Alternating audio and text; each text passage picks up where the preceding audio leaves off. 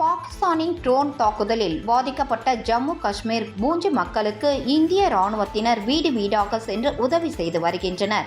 பஹல்காம் தாக்குதலை தொடர்ந்து பாகிஸ்தான் பயங்கரவாத முகாம்கள் மீது ஆபரேஷன் சிந்தூர் என்ற ராணுவ நடவடிக்கையை இந்தியா மேற்கொண்டது.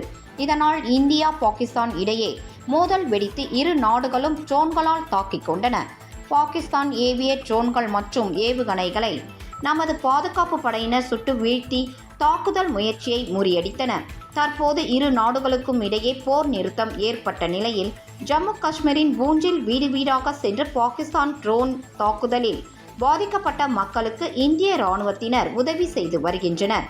ஒற்றுமை மற்றும் இரக்கத்தின் வலுவான வெளிப்பாடாக இந்திய ராணுவத்தினர் உதவி செய்து வருகின்றனர் என்று தகவல் வெளியாகியுள்ளது.